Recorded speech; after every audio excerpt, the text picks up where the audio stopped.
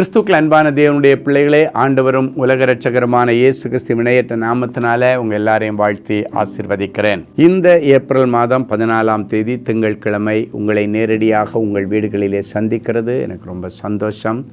கர்த்தர் உங்களை ஆசீர்வதிப்பாராக.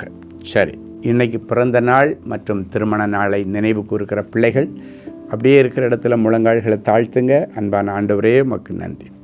என் சமூகம் உனக்கு முன்பாக செல்லும் என்கிற வசனத்தை என் பிள்ளைகளுக்கு நீர் கொடுத்து இந்த வருஷம் முழுவதும் உம்முடைய சமூகம் என் பிள்ளைகளுக்கு முன் சென்று வழிகளை எல்லாம் திறந்து விடட்டும். பூட்டப்பட்ட வாசல்களெல்லாம் இந்த நாட்களில் திறந்து விடப்பட்டு என் பிள்ளைகள் ஆசீர்வாதமாய் ராஜாக்களோடும் பிரபுக்களோடும் உட்கார வைக்கப்படட்டும். இயேசுவின் மூலம் பிதாவே, ஆமென். சரி, இன்னைக்கு நமக்கு என்ன மங்கள வார்த்தை ஆண்டவர் வச்சிருக்காரு, எடுத்து வாசிக்கலாமா? சங்கீதம் 65:11.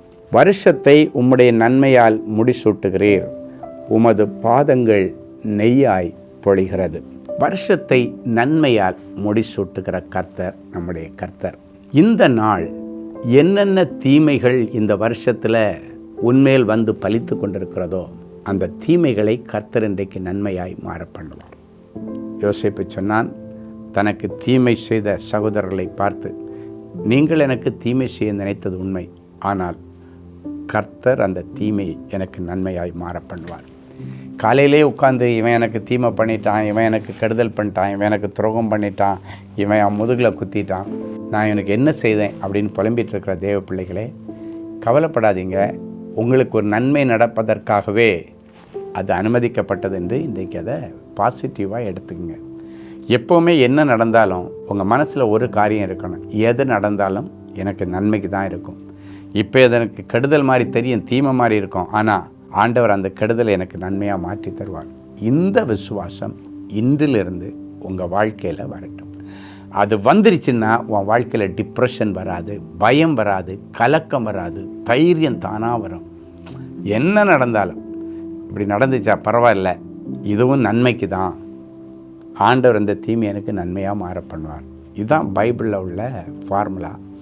அதுபடி இன்றைக்கி உங்கள் விசுவாசத்தை நீங்கள் டெவலப் பண்ணுங்கள். இந்த வசனத்தின்படி வருஷத்தை ஆண்டவருடைய நன்மையில் அவர் முடிசூட்டுவார், உமது பாதைகள் நெய்யாய் பொழிகிறது. அப்படின்னா நடந்து போகிற வழியில் நெய்யாய் ஆசீர்வாதங்கள் பொழியும். நெய்னா ரொம்ப காஸ்ட்லி, அப்படின்னா காஸ்ட்லியஸ்ட் பிளெஸ்ஸிங்ஸ் எல்லாம் நிறைய உங்களுக்கு வரப்போகுது. தண்ணிக்கு வழி இல்லாமல் நான் இருக்க, குடிக்க தண்ணி இல்லை, எனக்கு அதுக்கே வழி இல்லை, அவ்வளோ போர் போட்டேன் தண்ணி வரல அப்படின்னு அழுதுகிட்டு இருக்கிறீங்களா? இவ்வளோ கஷ்டப்படுறேன், ஆனால் அனுதினம் எனக்கு சாப்பிடவும் குடிக்க தண்ணிக்கும் வசதி இல்லை, அனுதினமாக எனக்கு தங்குறதுக்கு ஒரு இடம் இது வரைக்கும் இல்லை, அழுதுட்டு இருக்கிறீங்களா? இன்றைக்கி ஆண்டவர் சொல்கிறாரு, புதிய வழியை திறப்பார், பாதைகள் நெய்யாய் வழியும். அது மட்டும் இல்லை, வருஷத்தை நன்மையினால் முடிசூட்டுவார். நல்ல காரியங்கள் நிறைய நடக்கும், தடைகள் நீங்கும், திருமண காரியங்கள் நடக்கும். ஒருவேளை பெண் பார்த்துட்டு போயிட்டு ஒன்றும் சொல்லாமல் சைலண்டாக இருக்காங்களா? நல்ல செய்தி வரேன்னு ஆண்டவர் சொல்கிறாரு.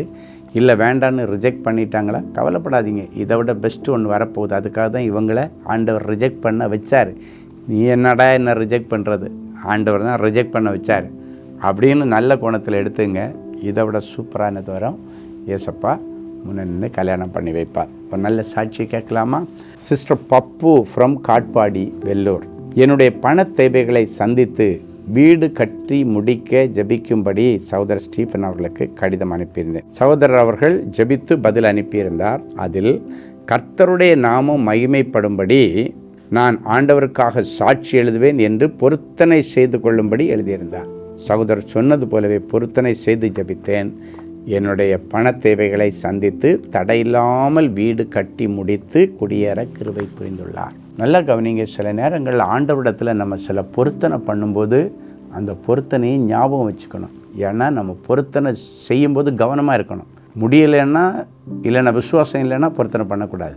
பொருத்தனை பண்ணிவிட்டு ஆண்டவரிடத்தில் அதை நிறைவேற்றாமல் இருக்கிறது ஆண்டவரை நேராக நீங்கள் சீட் பண்ணுறதுக்கு அடையாளம்.